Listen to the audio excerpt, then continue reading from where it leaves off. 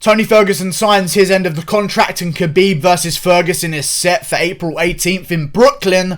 I cannot wait for this moment. I've been waiting for this my entire life, it feels like, okay?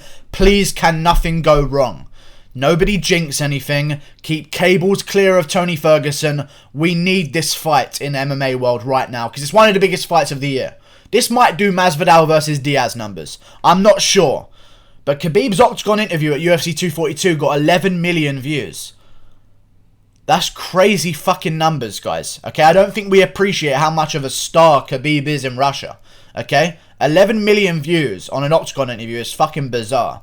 Okay, so I think this is probably going to do one of the biggest numbers of the year in terms of pay-per-view sales. I love this fight so much. I hope that Tony Ferguson gives it his all. I'm still leaning Khabib, but I might switch back. Who knows? But I'm leaning towards Khabib right now, okay? And we'll see what happens in the come up to the fight because my mind has been... I was all Tony Ferguson not too long ago. I watched Khabib versus Poirier and it proved to me he's beaten very good guys. Dustin Poirier is an amazing fighter. Beat Max Holloway. Is technically a champion anyway because he has an interim belt and he beat Max Holloway as well, who is a champion. So he wins against a champion. He's an elite guy and Khabib just smushed him, really. I mean, Dustin Poirier had the one moment where he clipped Khabib and Khabib kind of like came back against the cage and really showed signs that he was kind of rocked by that shot. But other than that, I mean, it was a complete domination from Khabib. And I've seen Ferguson have that done to him. Danny Castillo did it to him. Is he going to be able to damage Khabib enough off bottom?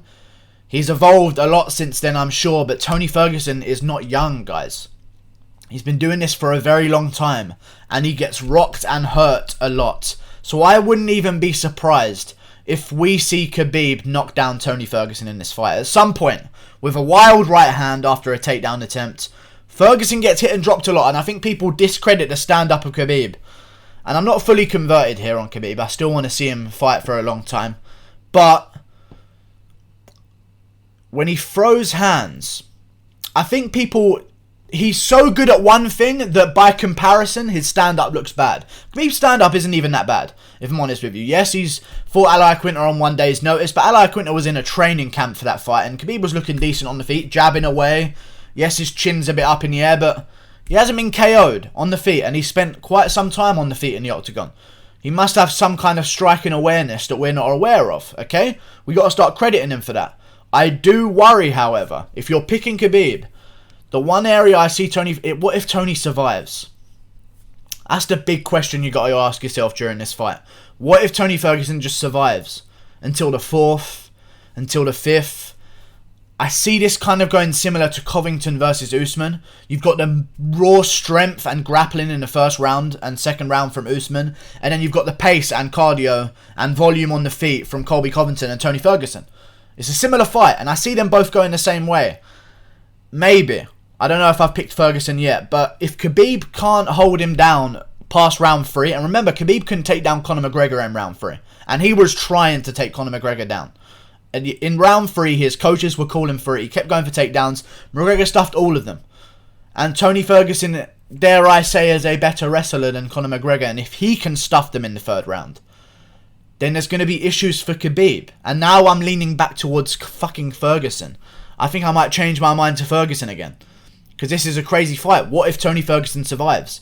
He doesn't get submitted. Don't be silly. You know what I'm saying? It's Tony fucking Ferguson. He ain't going to get submitted. He's not going to quit. You have to shut his lights out. That's the best way to beat Ferguson. Or hope that he injures himself beating the shit out of you. Hopefully he breaks his arm whilst he's beating the shit out of you. Tony Ferguson's a monster. So we'll see what happens. But he is very old. He's had his wars. We'll see. We'll see. Khabib's been more active. We'll see how those things play out, but with the rest of the card is what I really want to talk about here. The rest of the card is very good, guys. Very good, if it goes the way I want it to. And listen to this, the co-main event should be if Holloway beats Volkanovski or if Volkanovski beats Holloway. That'll be in December. Holloway will probably turn around in April. If Zabit versus Yair takes place in January, like we're hoping, and if they could speed that up a little bit, the winner of it could face Holloway on the co-main event, Fingers crossed it's Zabit, because that would be huge. You got Zabit and Khabib on the same card. Another fight you could have on the card would be Islam Makhachev versus Kevin Lee. It's a no-brainer, really. You're just bringing all of the Team Khabib, Team Dagestan, pretty much, versus America's best. And I think it would be a great fight. I really do. Kevin Lee versus Islam Makhachev. I think Kevin Lee is an absolute monster, and people don't give him credit for that. And I don't know why, but I mean, if you look at the guy's record, Kevin Lee is a veteran of the UFC. I don't know why people are failing to understand this with Kevin Lee. People still see him as this young up-and-comer, and yes, he's young. But if you look how many fights he's had in the UFC, I mean, he's been fighting since... Let me see. He's been fighting since 2014. You know? 2014, February. That's 5 years. 5.5 years, basically. He's a monster. He's been around for ages, and he's fought so many times. He fights every 3 months, and I think now we're going to see him take some time off. And I want Kevin Lee to take some time off before he comes back to the octagon because of this. He needs some time to acclimate still. Like, the more time you spend with a new coaching staff, especially at fucking TriStar, which I think's definitely up there with I think it's ATT and TriStar. Those are my best gyms. So, I feel like if he can grow in that environment a bit more with Firas Zahabi, who's a wizard, and GSP in his fucking corner every day, I mean, it's going to be a great time for Kevin Lee, and I could see him beating Islam Makhachev.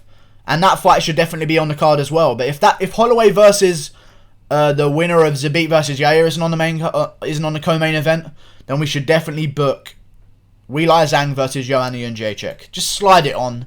No questions asked. You know? Weili Zhang, Joanna Jędrzejczyk. Also in April, Dustin Poirier projects his return date. Poirier versus Gaethje 2 on the same card would be phenomenal. And now that... Listen to this. This is why Justin Gaethje and Poirier will take that fight. And now that Conor McGregor's moving up to 170, Gaethje's thinking this, and Poirier's thinking this. 155's wide open, and we've beat everyone else. There's some guys coming up at featherweight, lightweight, but Justin Gaethje and Dustin Poirier, if they want to fight and get on the main card of a Khabib versus Ferguson card, that's perfect promotion. You know? They'll have to make that fight again. So we'll see what happens. Hopefully we get Gaethje versus Poirier on the main card. I don't know what else could be on the main card. I don't really give a fuck, to be honest. There's a lot of fights right now, but we've got a whole 5 months to fill. So, like and subscribe. Thank you for watching. Click that button there. I don't know why, but I've been permanently ill for a while. I think I'm dying. But we'll see if I survive. Tune in tomorrow to see if I've survived. And click that button there. Goodbye.